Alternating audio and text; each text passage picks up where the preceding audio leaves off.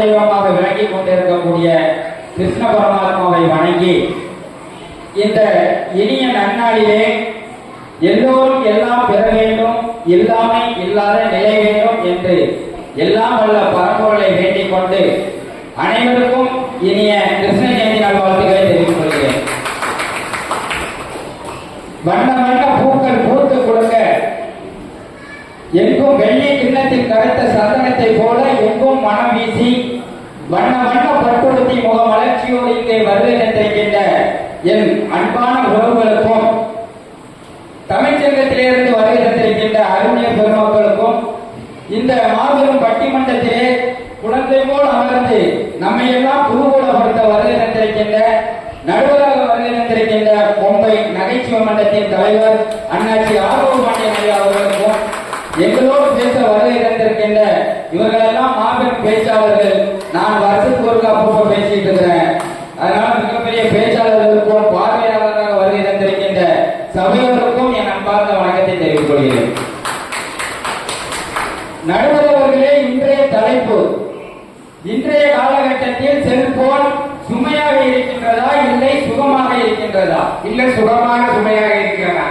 இப்படிதான் சுகமாக இன்றைய காலகட்டத்தில் செல்போன் சுகமாக இருந்திருந்தால் சுமை என்ற வார்த்தையே வந்திருக்காது. இது கேள்வி. 1ஆம் வகுப்பு படிக்கிறது எதுக்கு? 1ஆம் வகுப்பு படிக்கிறது எதுக்கு யாருக்காவது தெரியுமா? 1ஆம் வகுப்பு மறக்கிறது. நல்லா புரிஞ்சுக்கிங்க. 1ஆம் வகுப்பு மறக்கிறதுக்கு தான் 1ஆம் வகுப்பு படிக்கிறோம். நீங்க கேட்குறீங்க மொபைல் சும்மா அது சும்மா இந்த கேள்வி வராது அப்படின்னா இதே மாதிரி அந்த கேள்வி வையாதா? ஏன்னா நானும் பேசி வாழ வேண்டிய அவசியம் இல்லை. எனக்கு எல்லாரும் நாம 7 மணிக்கு வந்துட்டோம். தலைவர் நமக்கு முன்னாடியே இருந்தாரு. ஆனா 6 மணியா போனுக்கு இருந்தது. அந்த போனை நீங்க அடிச்சோம்னா நான் தான் எடுத்தேன். அப்ப அங்க இருந்து ஒரு போனு, அம்மா எல்லாரும் வந்துட்டாங்களா? நானே பூஜை அடைச்சிட்டு போனோம்னு கேட்டான்னு நினைச்சேன். இல்ல, எல்லாரும் வந்துட்டாங்களா? இந்த போன் எவ்வளவு சுமையா இருக்கு பாத்தீங்களா? இது சுமையா? நல்ல செய்தி சொல்லியிருக்காங்க. எல்லாரும் வந்த பிறகு நாங்களும் வருவோம். இந்த போனை 6 மணிக்கு வந்துருப்பாங்க ஐயா. அப்படி சொல்ல வரீங்களா? ஆமா. நாம எல்லாம் எப்படி என்னாச்சு? வீட்டுக்காரமா இப்படி அங்க வந்துட்டாரு. வீட்டுக்காரமாவுக்கு போன் பண்றாரு. எல்லாரும் வந்துட்டாரு. வாமா வாமா பவுடர் போட்டு போதுமா போட்டுருவாங்க. நாமெல்லாம் எப்படி இருந்தது தெரியுமா?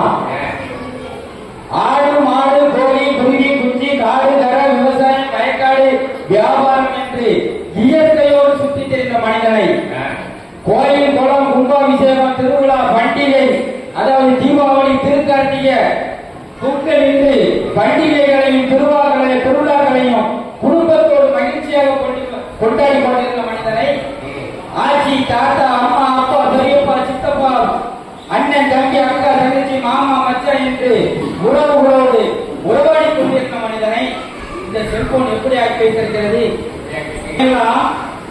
என்ன வாக்கியத்துக்கு ஓடி ஆடி திருந்த மனிதனை ஓரிடத்தில் அடிமைப்படுத்தி தனிமைப்படுத்தி உறவுகளுக்கு இடைவெளியை ஏற்படுத்தியிருக்கிறது. சண்டை இல்லைன்னா வீட்டுக்காரருக்கும் சண்டையே வரதில்லை. ஏன்னா அவங்க மொபைல பார்த்துட்டு இருக்காங்க, இவங்க மொபைல பார்த்துட்டு இருக்காங்க. பிள்ளைகள் யாரையும் பார்த்துட்டு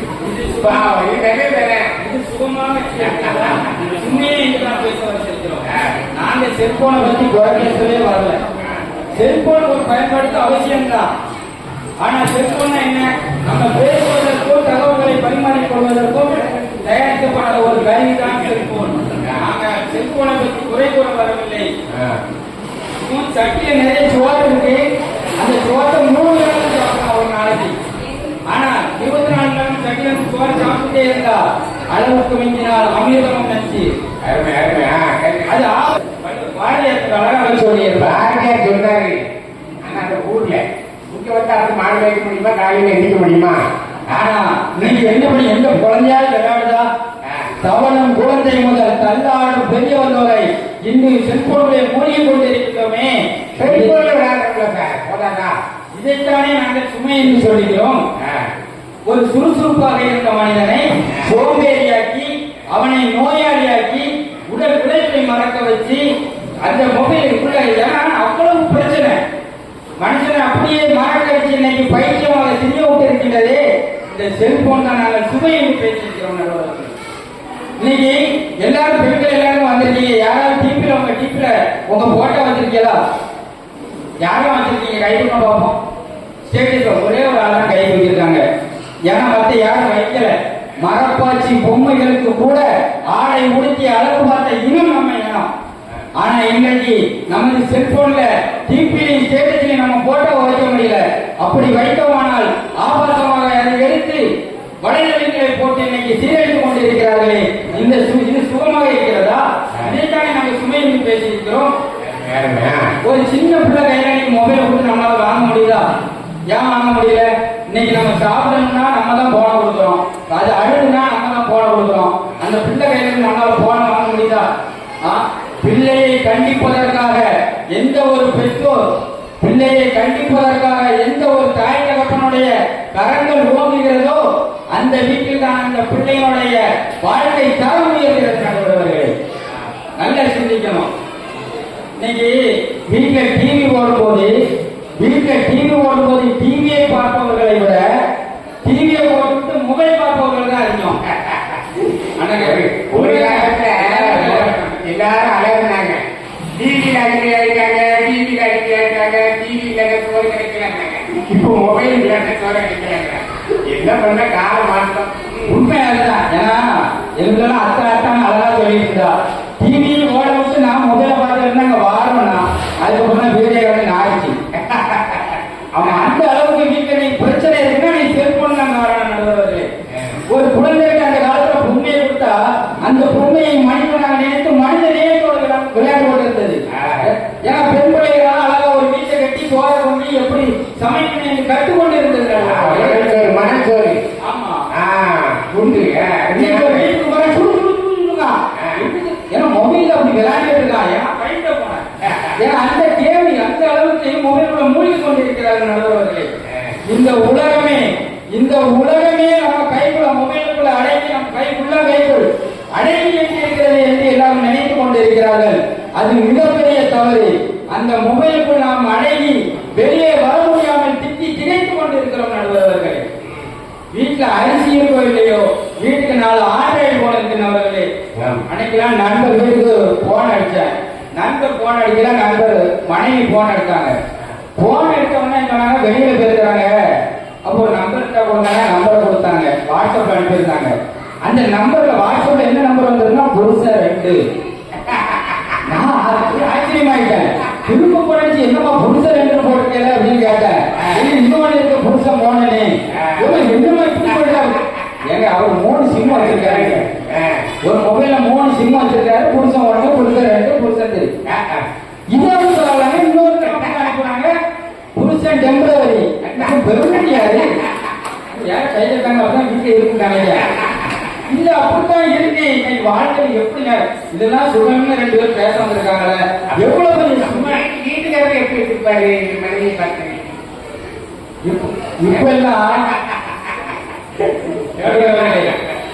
இப்பெல்லாம் பிரச்சனை வந்தாதான் கடவுளுக்கே அர்ச்சனை பண்றோம். கடவுளை வணங்குவதற்கு இறைவனை வணங்குவதற்கு நாம் தான் காத்திருக்க வேண்டும். இறைவனை வணங்குவதற்கு நாம் தான் காத்திருக்க வேண்டும்.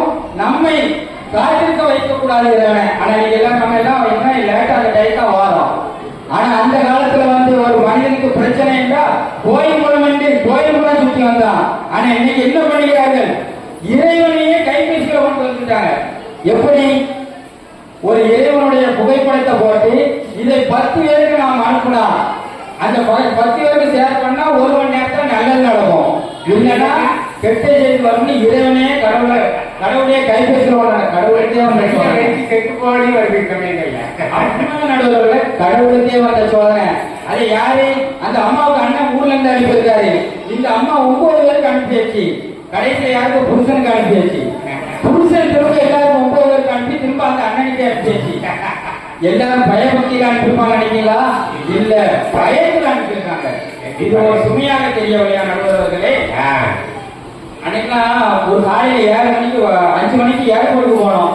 நைட்ல போனை போட்டு சார்ஜர் போட்டு தூங்கிட்டேன்.